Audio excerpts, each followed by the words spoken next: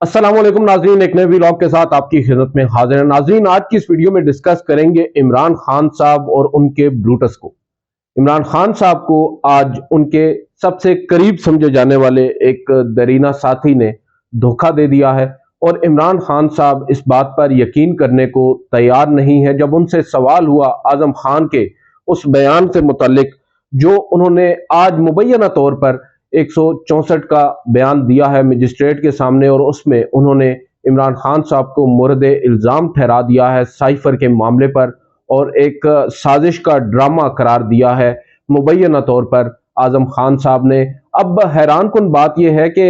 जो farmer principal secretary to the prime minister हैं इमरान खान साहब के, आजम खान साहब,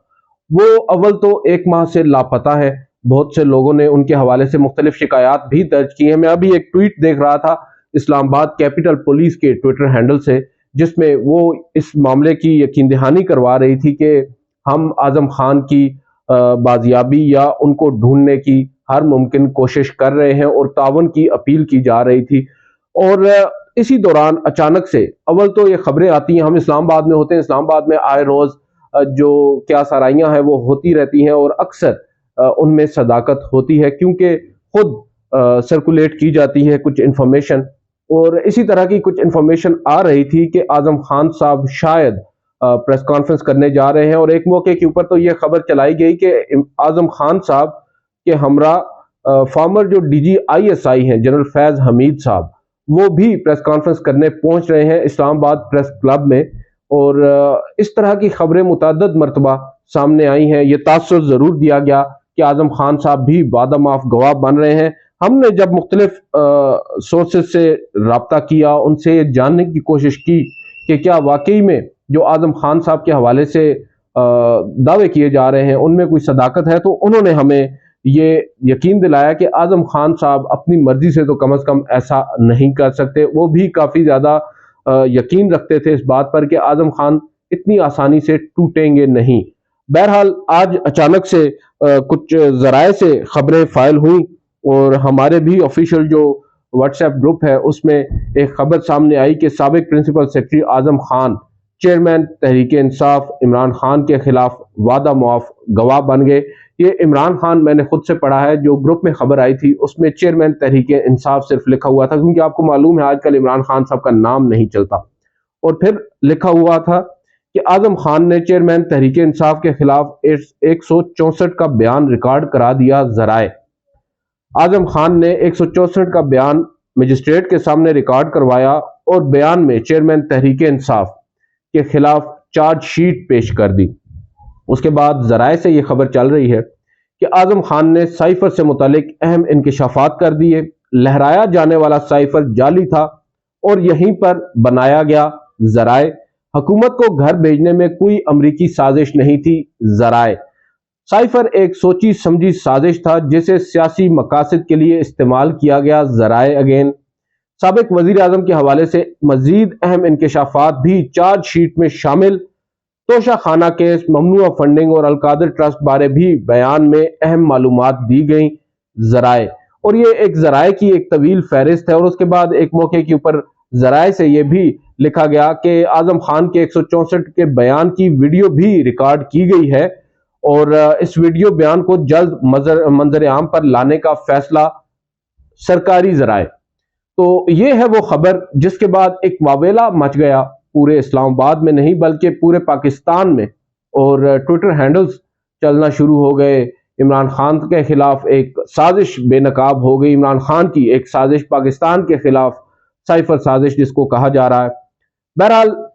ये खबर आई, उसके बाद मुख्तलिफ लोगों से बात भी हुई। मेरी अपनी ज़ाती तौर पर मुख्तलिफ लोगों से बात हुई है और जो गहरी नज़र रखते हैं कुछ दोस्तों से बात हुई जिनकी कुछ फॉरेन जो ऑफिस के रिटायर्ड अफसरान हैं या कुछ ब्यूरोक्रेट्स हैं और इसके अलावा कुछ फॉरेन सेक्रेटरीज हैं फॉर्मर, उनसे बात हुई। उन्होंने ये बात जो जब उनसे इस बयान के बारे में दरियाफ्त किया गया, उनकी राय मांगी गई, तो उन्होंने कहा कि इस बयान की उनकी नज़र में तो कम से कम कोई हैसियत नहीं है, क्योंकि एक बयान जो है इस बात को आप मुस्तरद नहीं कर सकते कि साइफर एक हकीकत जरूर है। और इसकी वो दो तीन वजूहात बताते हैं। वो ये बताते हैं कि अव्वल तो جو نیشنل سیکیورٹی کی میٹنگ عمران خان صاحب کے دور میں ہوئی وہ اس بات کی تصدیق کرتی ہے. اس کے بعد پی ڈی ایم کے دور میں بھی ایک میٹنگ ہوئی نیشنل سیکیورٹی کی اور اسی معاملے کے اوپر ہوئی, وہ بھی اس بات کی تصدیق کرتی ہے. اور تیسری سب سے اہم بات کہ جو یونائٹڈ اسٹیٹس آف امریکہ کے سفیر کو ڈیمارش بھیجا گیا وہ بھی اسی بات کی تصدیق ہے کہ سائفر جو آیا تھا اور اس میں جو بات کہی گئی تھی وہ درست تھی. اور پھر کچھ لوگوں کی رائے یہ ضرور ہے کہ بے شک سائفر درست تھا مگر اس کو کچھ زیادہ ہی جو ہے وہ اس کو گلوریفائی کر دیا گیا اور اس کے اوپر ایک نیا پروپیگنڈا جو ہے وہ بلڈ کیا گیا اور عمران خان صاحب کو اس کا کافی فائدہ ہوا. انہوں نے اپنے دور میں اس کو اپنے لیے استعمال کیا اور جو موجودہ حکومت ہے یا جو موجودہ حکمران سیٹ اپ ہے جس میں صرف حکومت نہیں آتی, اب وہ اس کو اپنے مفاد کے لیے استعمال کر رہے ہیں. اور اس حقیقت سے تقریباً ہر کوئی واقف ہے, کم از کم وہ لوگ جو ٹو سم ایکسٹینٹ اس میں انوالو رہے ہیں, چاہے وہ فارمر گورنمنٹ میں ہوں یا موجودہ گورنمنٹ میں, چاہے وہ بیوروکریٹس ہوں, ان کا تعلق منسٹری آف فارن افیئر سے ہو یا آپ کی ملٹری اسٹیبلشمنٹ سے ہو, سم ہو تمام لوگ ہی اس بات کو مانتے بھی ہیں نجی محفلوں میں. مگر اب کیونکہ معاملہ سیاسی ہو چکا ہے تو اس کو سیاسی طور پر کھیلا جا رہا ہے. میرے لیے سب سے بڑی جو حیران کن بات ہے, I am not a legal expert, لیکن 164 کا بیان اعظم خان صاحب کا اگر آیا ہے سامنے تو وہ اس کی خبریں ذرائع سے کیوں آئی ہیں. میرے لیے سب سے جو حیران کن چیز ہے وہ یہ ہے, میں نے سب سے پہلے آپ کے سامنے یہی بات پوائنٹ آؤٹ بھی کی کہ جو ٹکرز شیئر کیے گئے ہیں ان کے آخر میں ذرائع اور ذرائع ہی ہمیں نظر آیا ہے. اور ایک 2 صفحات جو ہیں وہ بھی جاری کیے گئے ہیں اور ان صفحات میں جو ایک تھرڈ پرسن ان کا اکاؤنٹ ہے اعظم خان صاحب کا, یہ کہا جا رہا ہے کہ اعظم خان صاحب نے یہ کہا, اعظم خان صاحب نے یہ کہا. اگر میں آپ کو اس کی چند ایک سطریں پڑھ کے بتا دوں, آن March 8/22 foreign secretary approached Muhammad Azam Khan MAK لکھا ہوا ہے and informed regarding cipher which was sent to him at his residence on the same evening. Foreign Secretary informed him that Foreign Minister Qureshi had already discussed the cipher with Imran Khan. اور اس کے بعد اس کی details ہیں. اس کا ایک section D ہے, اس کے اوپر کافی بات ہو رہی ہے. As per confession of Muhammad Azam Khan, the cipher copy was retained by Imran Khan and next day, اور پھر بریکٹ میں لکھا ہوا ہے 10 March 2022. When he asked for it, Imran Khan replied that he has misplaced it.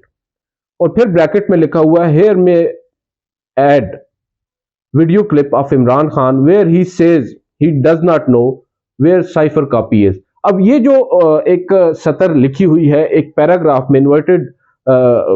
اس کے اندر paragraph میں, اس میں یہ لکھا ہوا ہے کہ here may add video clip of Imran Khan where he says he does not know where cipher copy is. اب یہ جو بیان ہوتا ہے 164 کا جو مجسٹریٹ کے سامنے دیا جاتا ہے اور وہ جب بیان آپ کا ایک تھرڈ پارٹی اکاؤنٹ کے طور پر سامنے آتا ہے تو اس میں مجسٹریٹ کیوں کہے گا کہ عمران خان صاحب کا یہ کلپ یہاں پر لگایا جائے. کچھ لوگوں کا یہ ماننا ہے کہ یہ میڈیا کو شاید اس پریس ریلیز کے ذریعے ہدایت دی جا رہی ہے کیونکہ جو کلپ ہے اس کا استعمال تو میڈیا کو ہی کرنا ہے. obviously جو مجسٹریٹ ہے یا عدالت ہے اس سے کوئی سروکار نہیں ہونا چاہیے, انہوں نے صرف ایک اکاؤنٹ لینا ہے ایک شخص کا. اب سب سے اہم بات یہ ہے کہ اس جو 2 پیجز, ایک پیج ہے اور اس کے ساتھ 3-4 ایک پیج ہے جس میں صرف 3-4 سطریں ہیں,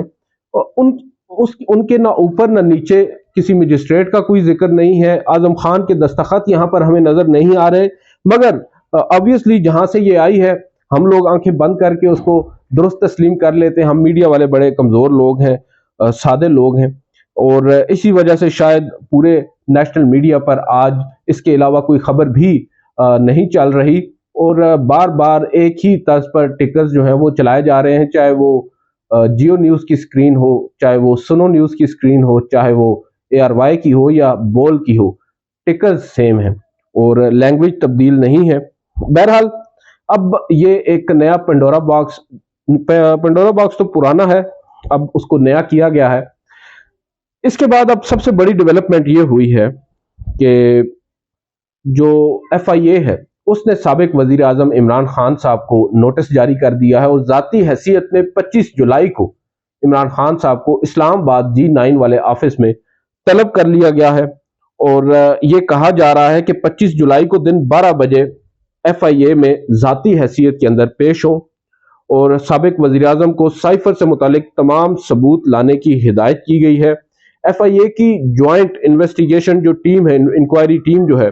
اس نے عمران خان صاحب کو طلب کیا ہے۔ عمران خان صاحب اس کے سامنے پیش ہوں گے۔ اس جو نوٹس ہے یہ میں آپ کے سامنے تھوڑا سا پڑھ دیتا ہوں، جو اس کی لینگویج ہے وہ آپ کو شاید اس سے اندازہ ہو جائے کہ معاملہ کس طرف جا رہا ہے۔ مسٹر عمران خان احمد نیازی، اور ساتھ ان کے 3 ایڈریسز یہاں پر دیے گئے ہیں، بنی گالہ کا، زمان پارک کا اور PTI سینٹرل سیکریٹریٹ کا۔ اور پھر notice for attendance under section 160 CRPC in inquiry number 111/2022 FIA CTW Islam Abad. The joint inquiry team is conducting the subject inquiry on the direction of the Federal Cabinet regarding the charges of prejudicing the national security and the interest of the state by directly revealing without proper authorization the classified information by the former Prime Minister Mr. Imran Khan, his political associates and the then Secretary to the Prime Minister through cipher telegram, its subsequent misuse and unauthorized retention. اور پھر یہاں پر کہا جا رہا ہے کہ as per information evidence available with the joint inquiry team, you being the former Prime Minister of Pakistan is cognizant of facts pertaining to the probe in this regard. 2 earlier notices for attendance were issued، اور ان کا حوالہ دیا گیا جو اس سے قبل notices Imran Khan صاحب کو جاری ہوئے which remained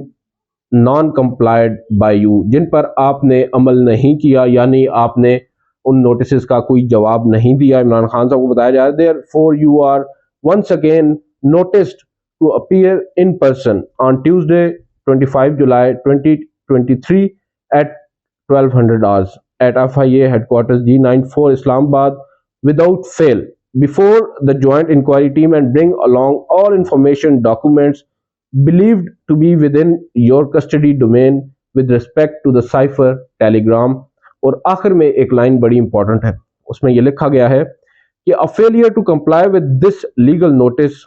may entail that you have nothing to say in your defense, and ex parte action will be initiated on the basis of evidence available on record. اور یہ ہیں جی میاں صابر حسین صاحب، اسسٹنٹ ڈائریکٹر فار جوائنٹ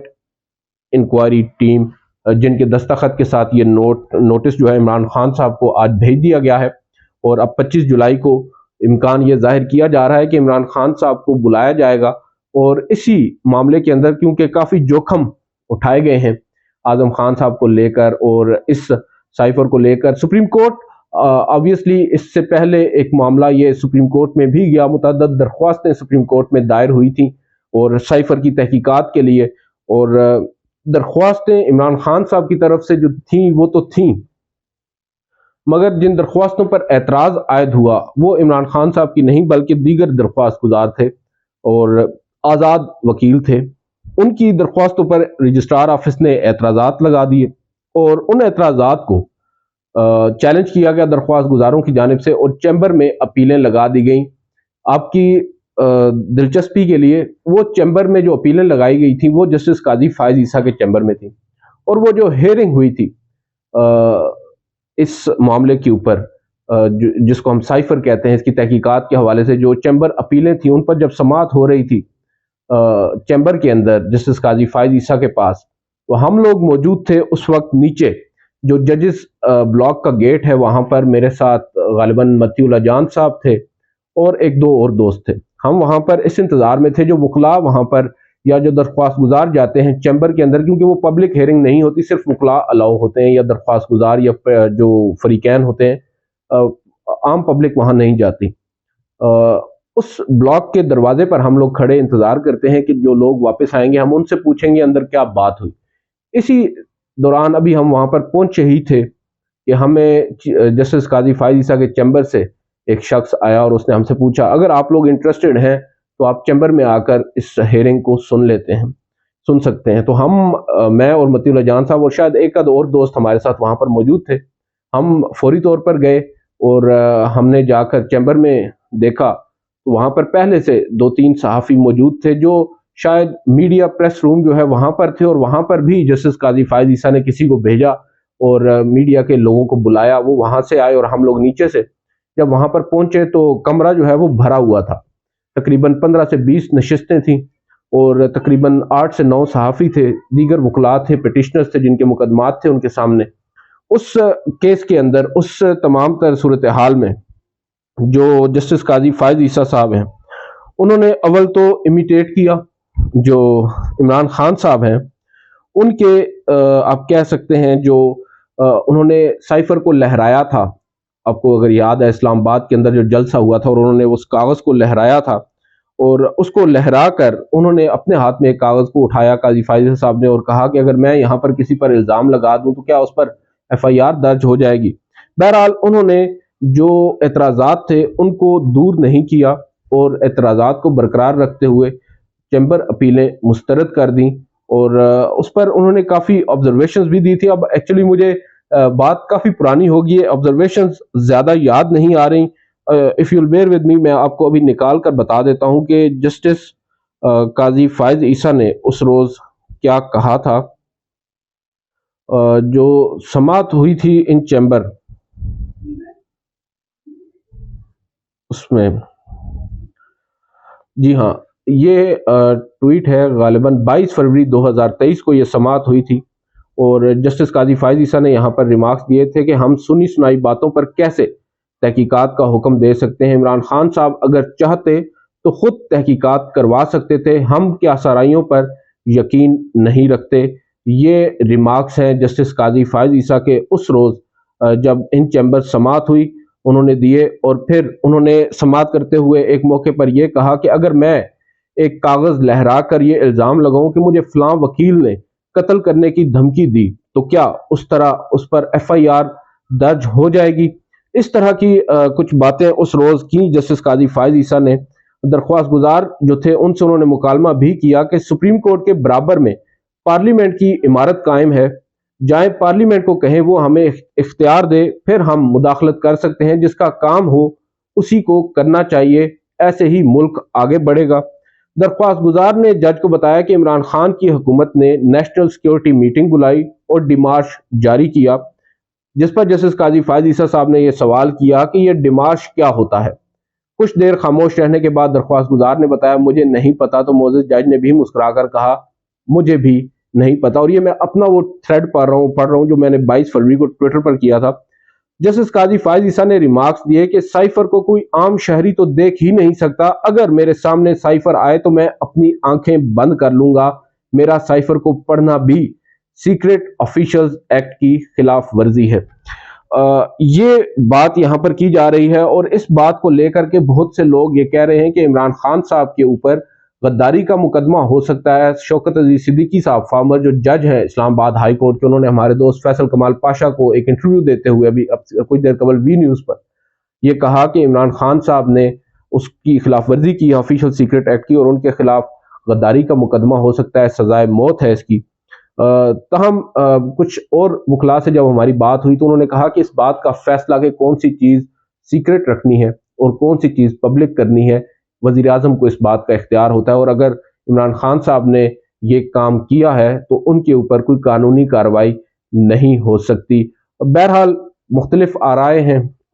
ہیں اور ہر شخص اپنا score settle کر رہا ہے۔ دیکھتے ہیں اب ایف آئی اے کے اس نوٹس کے بعد مزید معاملہ آگے کیسے بڑھتا ہے، کیونکہ عمران خان صاحب نے تو آج کہہ دیا ہے کہ میں